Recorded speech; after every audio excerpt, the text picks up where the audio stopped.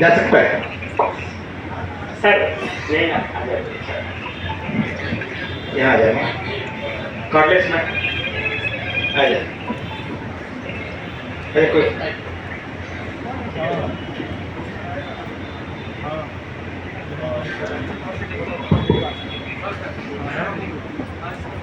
जय हिंद और सभी को नमस्कार। सबसे पहले यहाँ पर जो उपस्थित हैं श्री प्रशांत किशोर जी, संस्थापक जनसराज परिवार, श्री उदय सिंह जी, श्री मनोज भारती जी, श्री अशफाक अहमद जी और मेरे पुराने सीनियर और मेंटर रहे हैं जनरल एस.के. सिंह, सभी को मैं आभार प्रकट करता हूँ, धन्यवाद देता हूँ कि यहाँ उपस्थित होकर के इस तरह से मुझे अवसर दिया है कि इस पार्टी से जुड़ने का। थोड़ा सा परिचय दिया इन्होंने मेरे बारे में। मेरा नाम है विजय कुमार मिश्र, सिलौत वासुदेव मेरा गांव है। ये कुड़न्नी ब्लॉक में पड़ता है, मुजफ्फरपुर से करीब 15-16 किलोमीटर दूर है।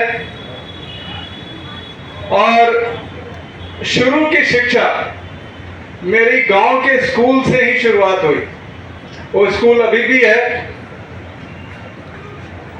दुर्भाग्यवश उसी अवस्था में जो आज से 50-55 साल पहले थी, लेकिन वहीं से शुरुआत की। उसके बाद मेरे पिताजी, उन्होंने वो भी आर्मी में थे, उन्होंने 1971 में लड़ाई भी लड़ी, तो उनके साथ जाने का मौका मिला। लेकिन तकरीबन मेरे जो स्कूली और जो कहने आप पहली शिक्षा थी, उसमें 10 वर्ष बिहार में ही निकले। मैं रांची में भी पढ़ा, उस समय रांची बिहार का ही हिस्सा होता था। उसके बाद गया में और फिर मुजफ्फरपुर से मैंने कॉलेज में पढ़ाई की और फिर आर्मी ज्वाइन किया। परिवार में मैंने कहा मेरे पिताजी भी आर्मी में थे, मेरे चाचा भी बिहार रेजिमेंट में एक सोल्जर थे। नागालैंड में उग्रवादियों से लड़ते हुए जख्मी हुए और उनकी मृत्यु हो गई उसी से। उसके बाद तो एक परंपरा रही है और मैंने भी आर्मी ज्वाइन किया। मैं जिसको इन्फेंट्री कहते हैं, एक ब्रांच है, एक डिपार्टमेंट है आर्मी का आप कह सकते हैं, जो कि सबसे आगे रहता है। मैं उसमें रहा और करीब 40 साल भारतीय सेना में सर्विस करने के बाद मैं पिछले साल सेवानिवृत्त हुआ, रिटायर हुआ। लेकिन आपसे ये साझा करना चाहूंगा कि जब मैं सर्विस में था तो घर परिवार सब नाते रिश्तेदार, पर्व त्योहार सब कुछ तो यही होता था, तो एक संपर्क बना रहा।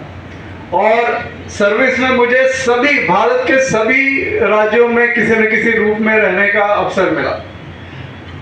और आप सब मानेंगे कि जब आप कहीं पर रहते हैं और फिर अपने घर आते हैं तो एक स्वाभाविक तौर से एक तुलना मन में ऊपर आती है कि भाई मैं यहाँ रह रहा हूँ और ये मेरे घर में क्या हो रहा है। जब बगल वाले का खेत एकदम हरियाली रहता है तो कहता भाई हमारा खेत ऐसा क्यों नहीं हो रहा। सालों में देखा मैंने कि जो बाहर हो रहा था वो यहाँ पर दुर्भाग्यवश नहीं हो रहा था। निराशा होती थी। मैं जब निरीक्षण के दौरे पर जाता था, चाहे लद्दाख हो, उत्तरी पूर्व हो, मणिपुर हो, सब जगह देखता था कि हमारे बिहारी भाई वहां पर कोई न कोई मजदूरी या किसी रूप में काम कर रहे हैं। जैसे आप लोगों की है, मेरे मन में भी ये इच्छा हुई और होती थी कि भाई हमारा प्रदेश, हमारा राज्य भी आगे बढ़े। रिटायर होने के बाद ये इच्छा प्रबल हुई और मैं प्रयास करना चाहता था कि भाई जो भी हमने अनुभव प्राप्त किया है, जो सीखा है अपने सर्विस काल के दौरान, कोशिश करें कि किसी न किसी रूप में, छोटे मोटे रूप में हम अगर हमारे राज्य, हमारे लोगों के काम आ जाए तो बहुत खुशी मिलेगी।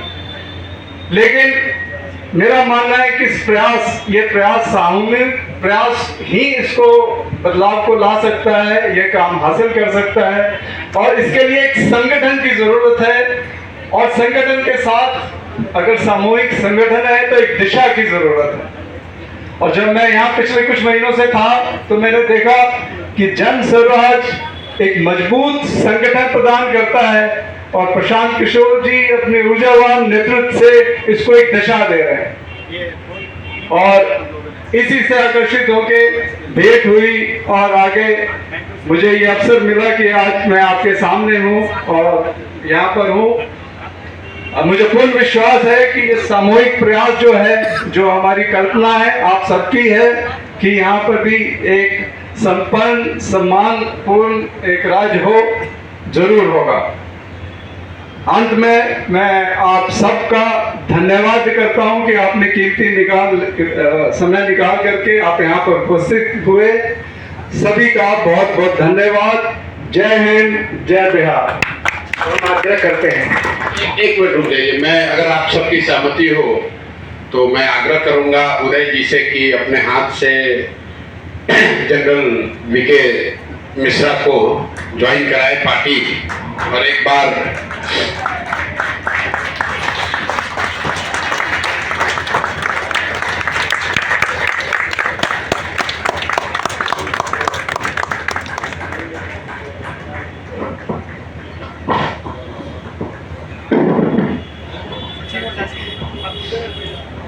कम से कम बिहार में तो कोई ऐसा दल नहीं है जो ये कह सकता है कि उसके दल में 2 लेफ्टिनेंट जनरल, एक वाइस चीफ और एक लेफ्टिनेंट जनरल उस दल के नेतृत्व का हिस्सा हैं। तो मैं तहे दिल से मुजफ्फरपुर के मिश्रा जी का जन स्वराज परिवार में स्वागत करता हूं। और इन्होंने जितनी बातें अपने बारे में बताई उससे उनका व्यक्तित्व, उनका चरित्र, उनकी बिहार, सबसे बढ़कर बिहार को सुधारने की उनकी मंशा उससे बहुत ज़्यादा है। हम लोग सब इस आशा और विश्वास के साथ कि जनरल साहब के जुड़ने से जन स्वराज की सोच, इसका सामूहिक नेतृत्व और मजबूत होगा। बिहार को सुधारने के प्रति जो हम लोग का नजरिया है उसमें नए आयाम जुड़ेंगे। इसी विश्वास के साथ तहे दिल से उनका फिर से हम लोग जन स्वराज परिवार में स्वागत करते हैं। आज जिस विषय पर प्रेस को पार्टी की ओर से संबोधित किया जा रहा है वह देश और राज्य का अति महत्वपूर्ण विषय है। ये इसीलिए विषय है कि एक दल जिसका राज्य में भी और देश में भी डबल इंजन की सरकार हो, उस दल के प्रदेश अध्यक्ष श्री दिलीप जायसवाल द्वारा राज्य में अल्पसंख्यक मेडिकल कॉलेज को किस तरह से कब्जा किया गया है, किस तरह से एक किरानी भी वो नहीं थे जो पहला उसके अध्यक्ष श्री अमरेंद्र झा जी और बच्चा झा जी माता गुजरी मेडिकल कॉलेज के, उनके वो सिर्फ सेवक थे और उस तौर पर वो वहाँ उनके साथ गए।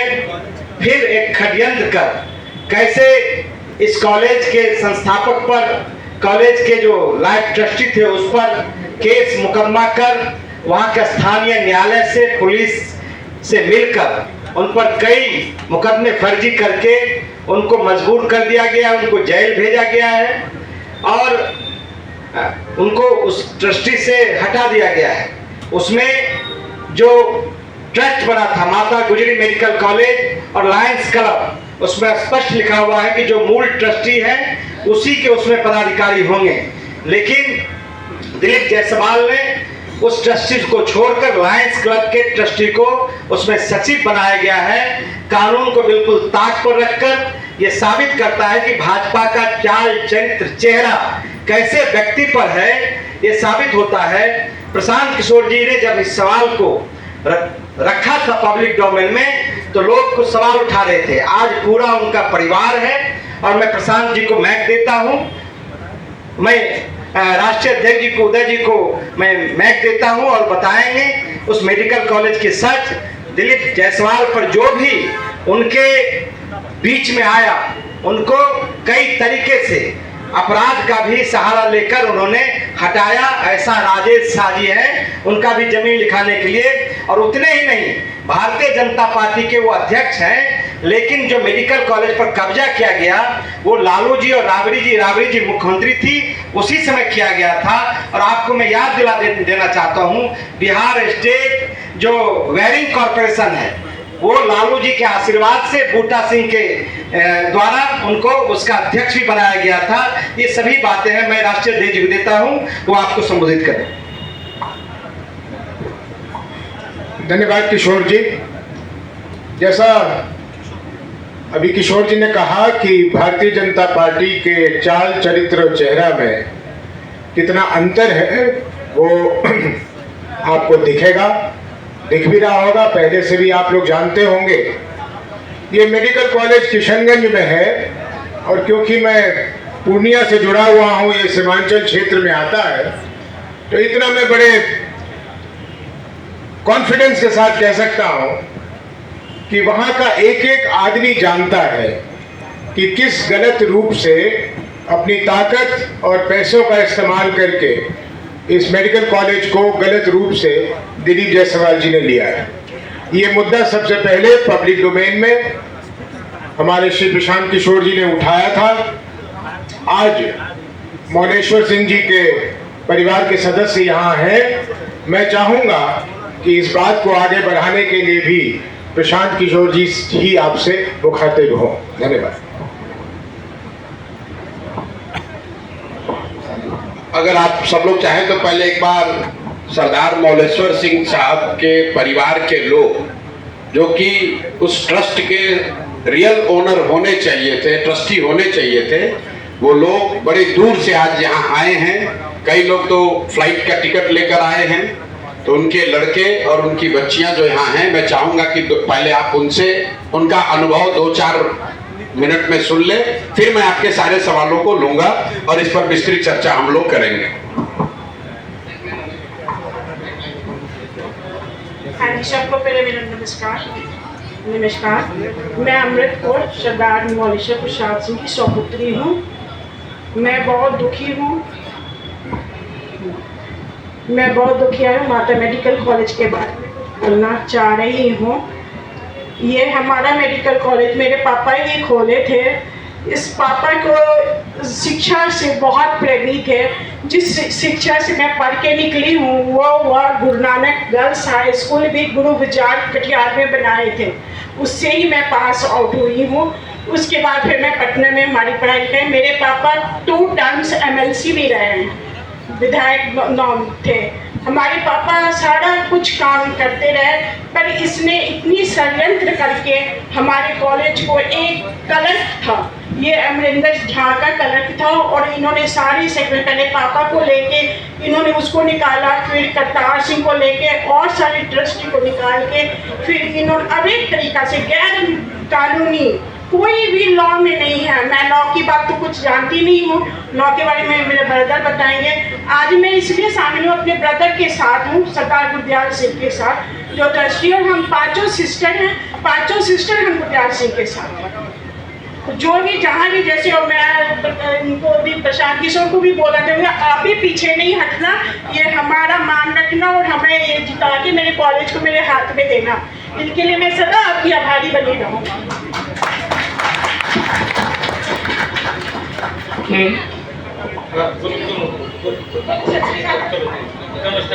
मेरा नाम गुरमीत कौर है। सबको नमस्कार।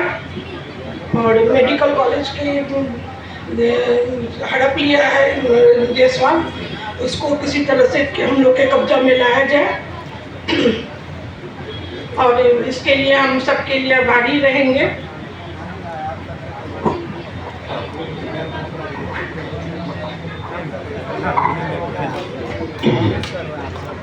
परम आदरणीय प्रशांत किशोर जी और गणमान्य लोग जो सामने बैठे हैं और पत्रकार महोदय, मैं फाउंडर ट्रस्टी सरदार प्रतिपाल सिंह का पुत्र गुरिंदरपाल सिंह बोल रहा हूँ।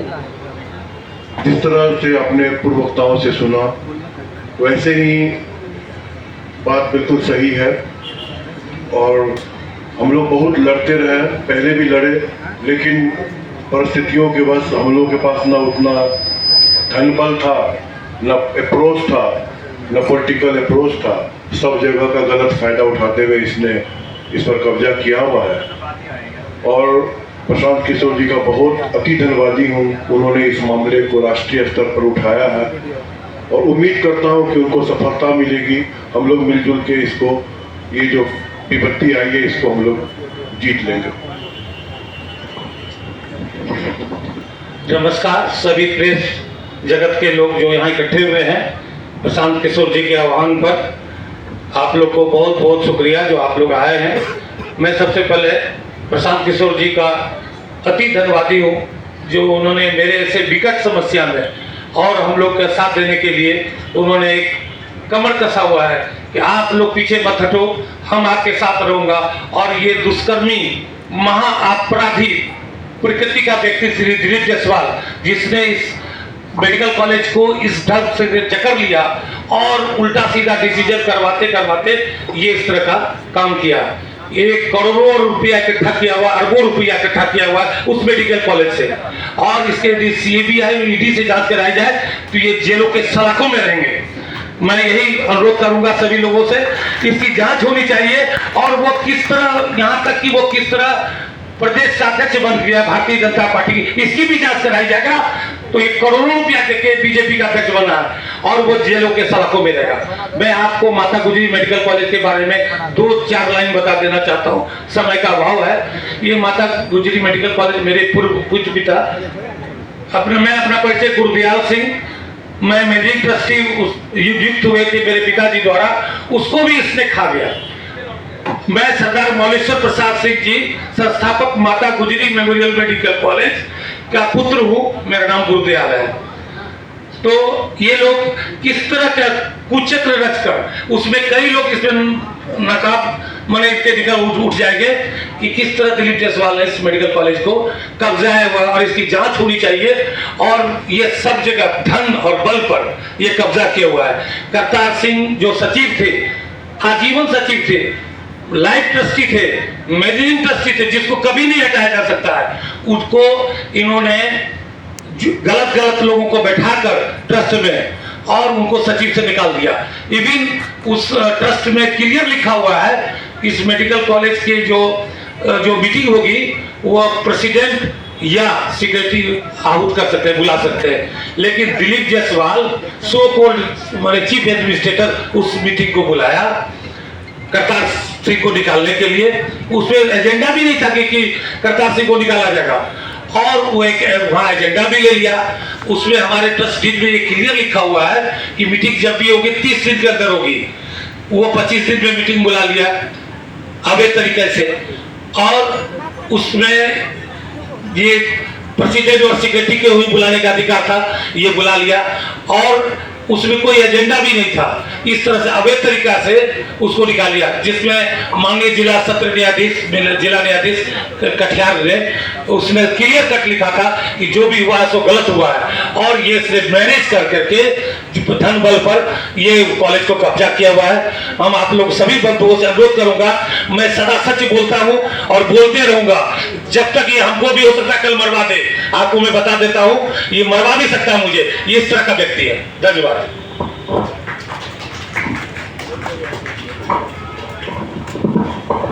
आपने इस कॉलेज के संस्थापक स्वर्गीय सरदार मौलेश्वर सिंह जी के जो बच्चे हैं, 3 से आपको हम लोग सीधे मुखातिब करा रहे हैं। और जैसे एक बहन ने बताया कि उनके सारे बच्चे इस बात से सहमत हैं कि इस कॉलेज को अवैध तरीके से इन लोगों ने कब्जा किया है, उस परिवार के लोगों को उससे हटा दिया। 3 लोग आपके सामने मुखातिब हैं, बाकी लोगों को भी हम आपसे मिलवाएंगे। अभी लीगल स्थिति इसकी क्या है, उसके लिए आप हम लोग के जो सबसे बड़े कानूनविद हैं इस बिहार में, वाहिदी गिरी से आप समझिए कि किस तरीके से कानून को तोड़ मरोड़ के उसका गलत फायदा उठाकर अपने पद का, अपने प्रतिष्ठा का, अपने पावर का किस तरीके से ये आदमी ने मेडिकल कॉलेज पर कब्जा किया हुआ है। लीगली आप वाहिदी गिरी से सुन लीजिए, फिर हम इस बार आपके सवाल जवाब लेंगे। शुरू से ही ये जब संस्था बनी मेडिकल कॉलेज, तो सरदार मौलेश्वर सिंह जो इन लोगों के पिता थे, वही ओरिजिनल ट्रस्टी और लाइफ मेंबर बने, और उन्होंने मेडिकल कॉलेज अपने बड़े लड़का करतार सिंह और एक दो आदमी और को मिला के उन्होंने बनाया और वो लाइफ ट्रस्टी हुए। और उन्होंने पहले पटना में मेडिकल कॉलेज शुरू किया, लेकिन बाद में किशनगंज में एक संस्था थी, मेडिकल को एक अस्पताल था जो मरवाड़ी समाज चलाता था, उसके साथ टाई अप करके वो वहाँ शिफ्ट कर गए। स्मूथली चलना शुरू हुआ, चलने लगा तो 2-3 डीड बने हैं ट्रस्ट एक्ट में भी। और देखिए ट्रस्ट एक्ट मेरे पास है, इसका भी आप लोग संज्ञान लीजिए, और रजिस्ट्रेशन एक्ट है, इसका भी संज्ञान लीजिए। तो ट्रस्ट एक्ट और रजिस्ट्रेशन एक्ट को मिला के पढ़ने से आपको लगेगा कि जो मूल आत्मा है फर्स्ट ट्रस्ट का, डीड का, ट्रस्ट डीड का, उसको ट्रस्टी को भी अधिकार नहीं है कि उसको बदल सके, उसमें कोई सब्सटेंशियल चेंज कर सके। आर्टिफिशियल चेंज ऊपर ढपर कर सकते हैं, लेकिन जैसे इसमें प्रधान है भारत के कि 2/3 सिख ही लोग इसके कमेटी में रह सकते हैं। आज की स्थिति क्या है पता नहीं, कैसे ये इंस्टीट्यूशन रन कर रहा है, कंप्लीट वायलेट किए हैं ये लोग ट्रस्ट एक्ट को। और कितने सिख रह गए हैं, 2/3 जहाँ रहना कंपल्सरी है वहाँ 2-4 अब 6 आ गए हैं, बाकी सब नॉन सिख लोग आ गए हैं। वो मेडिकल कॉलेज वाले जो जिनका कॉलेज दिया गया था मारवाड़ी समाज के, उसके सेक्रेटरी हो गए हैं। अभी तक हमको ये समझ में नहीं आया है कि किस लॉ के व्यवधान, क्योंकि श्री जायसवाल जो जायसवाल जी प्रसाद के अध्यक्ष हैं बिहार के बीजेपी के, वो कैसे इसमें ट्रस्टी हो गए? किसी कानून से किसी वो तो एम्प्लॉय थे, तो ट्रस्ट एक्ट में किसी एम्प्लॉय को मैनेजिंग ट्रस्टी या ट्रस्टी नहीं बनाया जाता। ये बात है, जिसका पर्सनल इंटरेस्ट है, जो सैलरी ड्रा करता है वो नहीं बन सकता है। अब क्या कैसे कागज का इन्होंने घोटाला किया है और लॉ को वायलेट करके ये उसमें मैनेजिंग कमेटी अपने ही नहीं, अपने बेटे को, अपने बहू को और जो भी उन लोग हैं उन लोगों को बना दिया है। और जो रियल फैमिली है, बॉलेसर सिंह का जो लीगल एयर है, उनके धीरे धीरे निकाल दिया। एक चीज, एक डॉक्यूमेंट दिखाना चाहते हैं आपको। ये 1996 में बॉलेसर राव को मरने के पहले उन्होंने एक एफिडेविट किया था और ये लिख के दिया है कि इनके सेकेंड सन सरदार गुरुदयाल सिंह भी हमारे ट्रस्टी हैं, हमारे सक्सेसर हैं, फर्स्ट सन भी है और सेकंड सन भी है। इसको भी इग्नोर करके ये सरदार गुरुदयाल सिंह को बाहर किया गया है, इनको उसमें जाने तक नहीं दिया जा रहा है, इनकी बहनों को नहीं जाने दिया रहा है। इनके जितने रिश्तेदार हैं जिसका legally inheritance, law of inheritance में भी लोग आ जाते हैं। किसी भी प्रॉपर्टी का लॉ ऑफ इनहेरिटेंस बात करता है तो बेटा नहीं तो बेटी, उसका स्वतः उसमें प्रवेश हो जाता है, वो भी नहीं माना गया है। और एक थर्ड आउटसाइडर एन एम्प्लॉई किस तरह से हथकंडा करके कब इसको पकड़ लिया है, ये कानूनी है। मैंने बहुत इनका केस मोटा मोटी अध्ययन किया है और इन लोगों के लिए मैंने एक रास्ता, लीगल रास्ता खोल चुका है।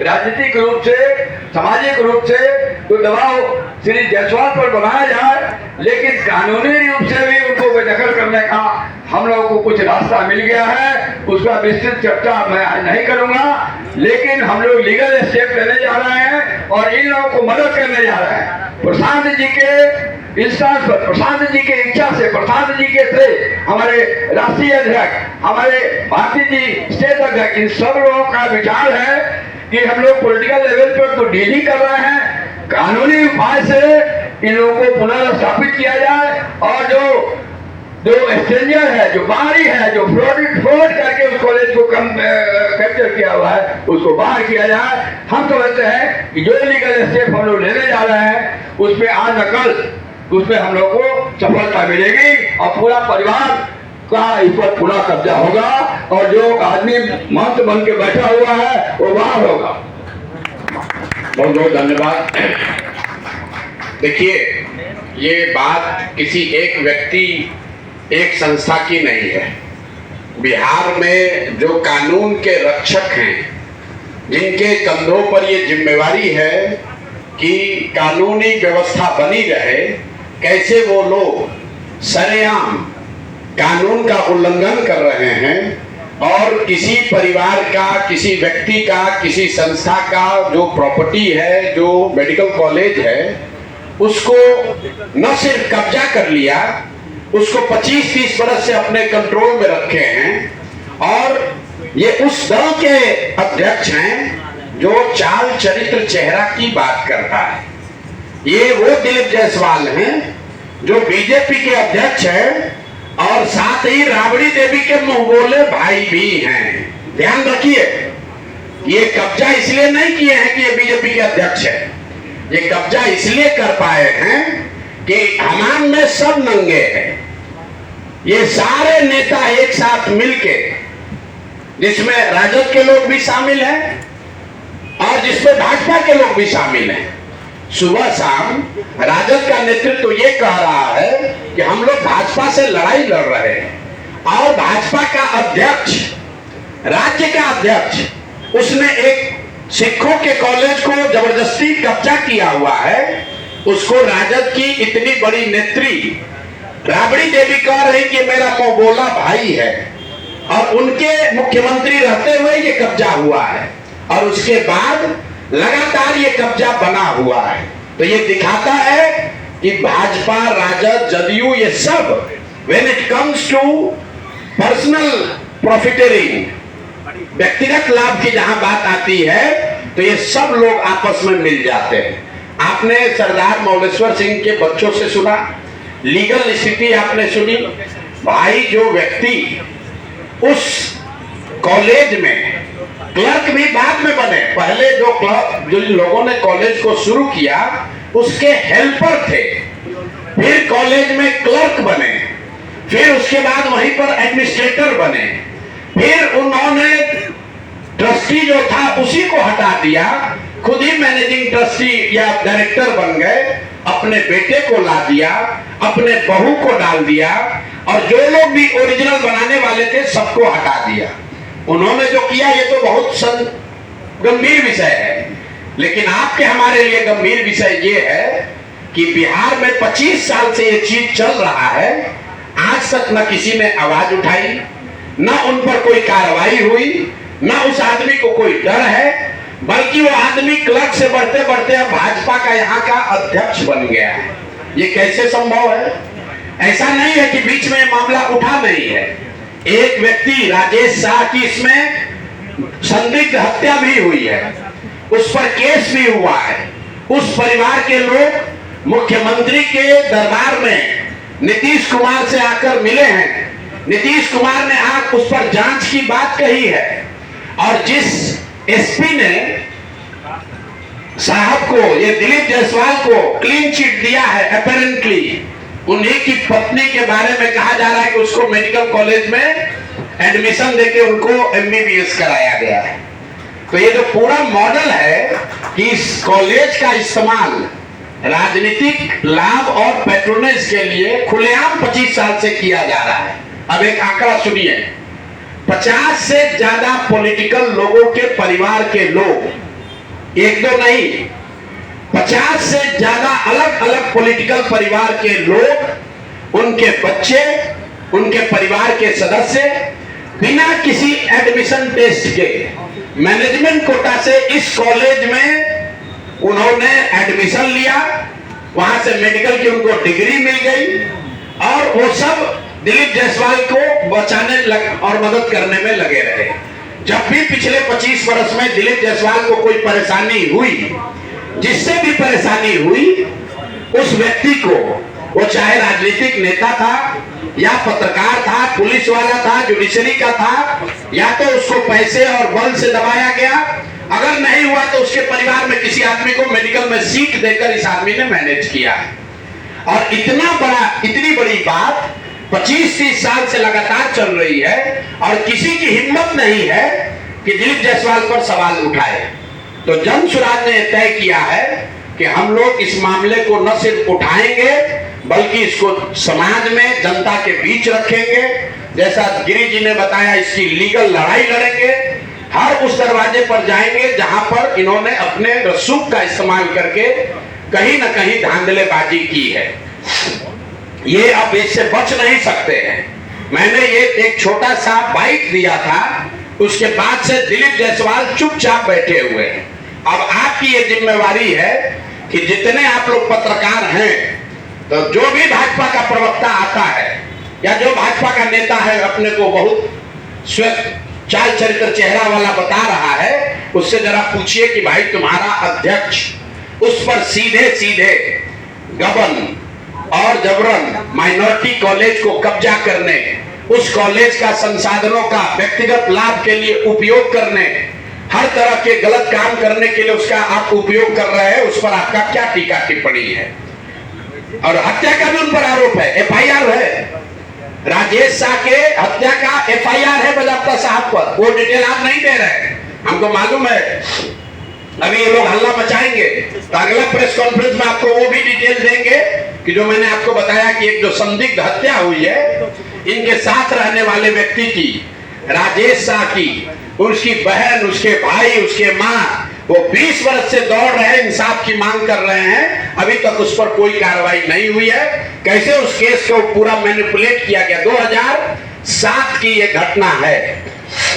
कोर्ट में वो शाह की पत्नी का बहन का स्टेटमेंट है, हम पढ़ के सुना देते हैं, सर्टिफाइड कॉपी है।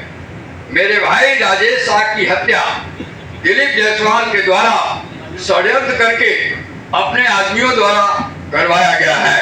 वो खुद पीड़िता ने कहा है, ये रिकॉर्डेड है, ये कोर्ट का है। इसके बाद भी कैसे एसपी साहब मदद किए? 164 का बयान है जिसकी हत्या हुई है उसके बहन का, और उसके बाद पुलिस ने उनको क्लीन चिट दे दिया। जिन्होंने क्लीन चिट दिया उन्हीं की पत्नी उनके कॉलेज में जाकर एमबीबीएस डिग्री ले रही है। अब आप देख लीजिए, जहां से कोर्ट से रिलीफ मिला है, जिन्होंने कोर्ट से रिलीफ दिया है उनको क्या बेनिफिट मिला है ये भी आपको आगे बताएंगे। तो मेरा दिलीप जायसवाल से और भाजपा में जो लोग भी भाजपा के चाल चरित्र चेहरा विचारधारा की बात करने वाले लोग हैं, उनसे अपील है कि भाई अभी से भी अपना स्टांस क्लियर करो। अगर थोड़ी भी शर्म बाकी है तो पद से इस्तीफा दीजिए, और नहीं तो जो अमित शाह जी हैं, मोदी जी हैं, जो कह रहे हैं कि ना खाएंगे ना खाने देंगे, वो आकर इस पर बताएं कि उनके पार्टी का राज्य का अध्यक्ष मुखिया, उस पर हत्या का आरोप है, एक सिखों के माइनॉरिटी कॉलेज को कब्जा करने का आरोप है, उस पर बीजेपी का क्या कहना है। और उसके साथ साथ आरजेडी वाले बताएं कि उन्होंने अभी तक इस पर क्या कार्रवाई की है। 25 साल से भाजपा से लड़ने का दावा करने वाले राजद वाले लोग, ये मुसलमानों के रहनुमा बनने वाले लोग, माइनॉरिटी वंचित की बात करने वाले लोग, तुम्हारे राज में सिखों के कॉलेज पर कब्जा हो गया, उसको तुमने मुंह बोला भाई बना लिया, उस पर आज तक टीका टिप्पणी क्यों नहीं की? आपको बता देते हैं क्यों नहीं की कि लालू जी के जो 2 साले थे, जरा जाकर पता कीजिए कि उन दोनों सालों के परिवार के कितने लोग इसी मेडिकल कॉलेज से गलत तरीके से डिग्री लेकर डॉक्टर बने। नाम हम नहीं बता रहे हैं, आप लोग खोज लीजिए, वो अभी जवाब देंगे तो उनको नाम भी जारी करेंगे कि लालू जी के परिवार के कितने लोग उस मेडिकल कॉलेज से डिग्री लेकर निकले। तो मेरे भाई, ये मिली भगत है, सब आपस में मिले हुए हैं और वहां पर एक कॉलेज को कब्जा किया। जिसने आवाज दी उसको या तो मैनेज किया या उसको मार दिया, उसको दबा दिया। करतार सिंह जी जो वहां मैनेजिंग ट्रस्टी थे, उनको केस में फंसाया, जेल में उनके साथ मारपीट की गई, उनको इतना टॉर्चर किया कि करतार सिंह जी किशनगंज छोड़कर भाग गए। जब वो किशनगंज छोड़कर भाग गए, उसके बाद जाकर उनके साथ दबाव में समझौता करके केस विड्रॉ कराया है। तो भाई ये बात पब्लिक डोमेन में आनी चाहिए, भाजपा का भी, उसके साथ जदयू का भी। और एक और बात समझ लीजिए कि 3 बरस लालू जी राबड़ी जी की बात छोड़ दीजिए, अभी नए नए उनके लड़के जो नेता बने हैं, 2 बार जब महागठबंधन की सरकार रही है, दोनों बार स्वास्थ्य मंत्रालय उसका मंत्री राजद के लोग रहे हैं, दोनों बार डिपार्टमेंट राजद के पास रहा है। जदयू वालों से पूछिए कि सुशासन की बात करने वाले नीतीश कुमार 20 साल से यहाँ शासन कर रहे हो, दिलीप जायसवाल को बगल में बैठाकर चाय पीते हैं, सीटों का निगोशिएशन करते हैं, तो क्या आप मानने को तैयार हैं कि मेडिकल कॉलेज पर अवैध कब्जा करने वाले के साथ बैठकर आप राजनीति कर रहे हैं? तो ये हम लोग का आरोप है। हम लोग ने अपनी बात रख दी। अब आपके जो सवाल है वो आप कर लीजिए। इसका दूसरा चरण अभी 7 दिन में जब उनका जवाब आएगा तो फिर जारी करेंगे। इनको छोड़ेंगे नहीं। हर 7 दिन पर लोगों को बताएंगे कि इस आदमी का चरित्र क्या है, और इसके साथ जुड़े हुए लोग चाहे वो भाजपा के हो या राजद के, अब वो बच नहीं सकते हैं। अगर कानूनी तौर पर बच भी गए हो तो पब्लिक के सामने आपको खड़ा करेंगे, और 3 महीना के बाद अगर जनसुराज की व्यवस्था बनी तो आपको आपके साथ क्या होने वाला है अभी से आप समझ लीजिए।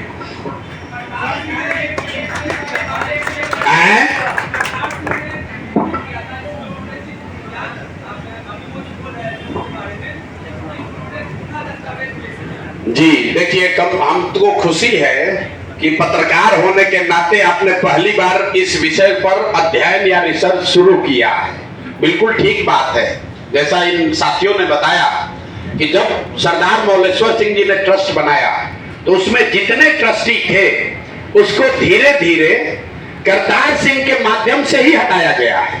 हटाने के पीछे दिलीप जायसवाल थे, क्योंकि उस समय वो एडमिनिस्ट्रेटर थे। एक समय ऐसा आया जब करतार सिंह अकेले रह गए और उनकी माता जी रह गई। तो जब करतार सिंह जी अकेले रह गए तब उन्हीं पर केस करवा दिया, उनको जेल में डलवाया, उनको टॉर्चर करवाया। करतार सिंह भाग गए। बच गई अब माँ जो लाइफ ट्रस्टी थी, उनकी हो गई मृत्यु। तो लाइफ ट्रस्टी के मृत्यु होने के बाद वो पोस्ट खाली हुआ, तो उनके जो लीगल एयर थे उनको जगह मिलनी चाहिए थी, वो मिली नहीं। तो लाइफ ट्रस्टी चले गए। करतार सिंह को डरा के धमका के केस में फंसाकर भगा दिया, और जो बच गया वो सब कब्जा कर लिया।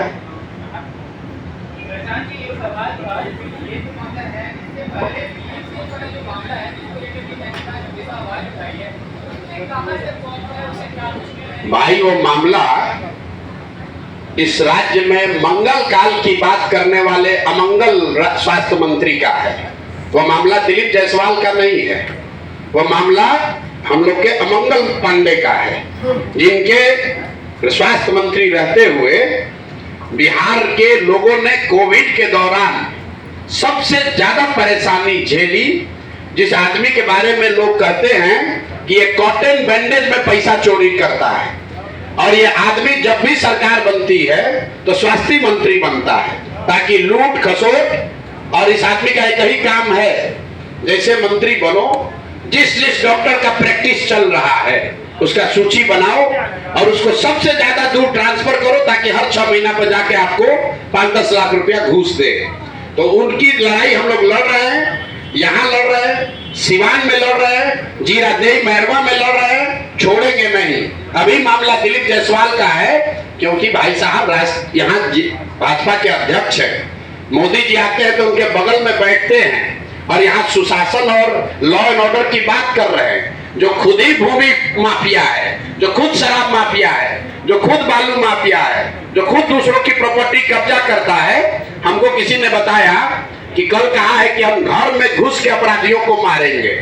अरे भाई, तुम्हारा पार्टी का अध्यक्ष ही अपराध कर रहा है तो क्या उसको भी मारोगे? उस पर क्या करोगे ये बताओ। कल यहाँ एक हत्या हुई है ना 2 दिन पहले, पूरे बिहार में चर्चा है। खेमका साहब जी को गोली मार दी गई। कल जाकर इन लोगों ने क्या कहा, यहाँ के डिप्टी सीएम ने, कि हम लोग अपराधियों को घर में घुस कर मारेंगे, बुलडोजर चलाएंगे। अब इनको न्याय नहीं करना, इसमें भी हिंदू मुसलमान करना है। इनको बुलडोजर याद आ रहा है। भाई, तुम्हारा पार्टी का अध्यक्ष 20 वर्ष से हत्या का आरोपी है, मेडिकल कॉलेज पर कब्जा किया है, उसको तुम माननीय बनाए हो, उसको मंत्री बनाए हो, उसको अपने दल का अध्यक्ष बनाए हो, और कहते हो कि अपराधी पर कार्रवाई करेंगे। कोई मानेगा?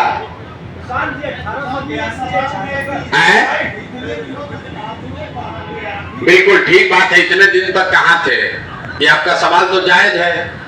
भाई, हम तो 3 वर्ष पहले बिहार में भी नहीं थे, तो बिहार के दुर्दशा के लिए हम ही जिम्मेवार हैं, क्योंकि हमारे जैसे आदमी को तो पहले आकर बिहार में प्रयास करना चाहिए। और मैं मजाक नहीं कर रहा हूँ, मैं नहीं, सरकार की बात नहीं है, ये मेरा दोष है, मेरे जैसे हर उस बिहारी का दोष है जिसमें क्षमता है, जिसके पास बुद्धि शक्ति थी, है, भगवान ने दिया है, और हम लोगों ने इस बिहार में आकर जिस तरह का प्रयास करना चाहिए था नहीं किया, उसी के सुधार के लिए तो 3 वर्ष इतनी मेहनत कर रहे हैं। लेकिन जब जाके तभी सवेरा।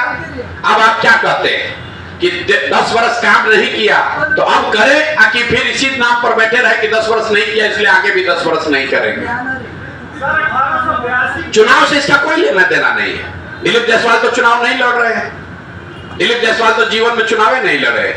ये तो एमएलसी है, ये तो एमएलसी हैं भाई। चुनाव नहीं दिलीप जायसवाल लड़े हैं। दिलीप जायसवाल भाजपा के अध्यक्ष हैं। उन्होंने अपनी एक छवि बनाई हुई है। भाजपा के लोग कह रहे हैं कि जनसुराज में अपराधी लोग हैं, तो हमारे बगल में कौन बैठा है देख लीजिए। हमारे बगल में देश की सेवा करने वाले लेफ्टिनेंट जनरल बैठे हुए हैं। हमारे बगल में देश की सेवा करते हुए 3 देशों में राजदूत रहे मनोज भारती बैठे हुए हैं।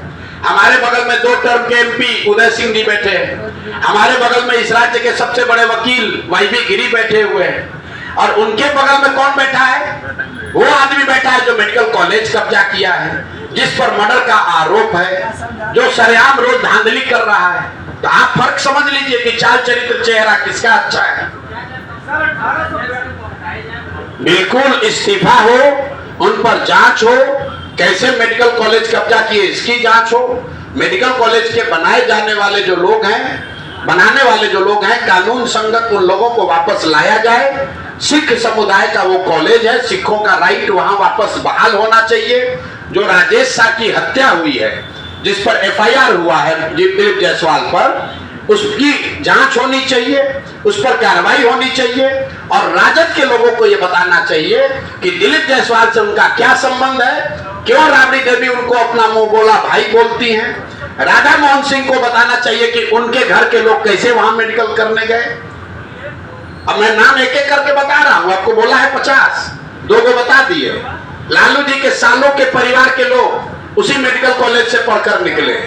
जिस एसपी ने इनको क्लीन चिट दिया है, उसकी पत्नी भी उसी मेडिकल कॉलेज में पढ़ी है। जो कोर्ट से रिलीफ मिला, कोर्ट के में जिसने रिलीफ दिया, उसके घर का आदमी भी वहीं से मेडिकल किया है। भाजपा के बड़े नेता राधा मोहन सिंह, उनके परिवार के लोग भी वहीं से मेडिकल किए हैं। तभी आपको हम 50 नाम देंगे, आप लोग भी जांच सोच कीजिए, फिर आपको बताते हैं।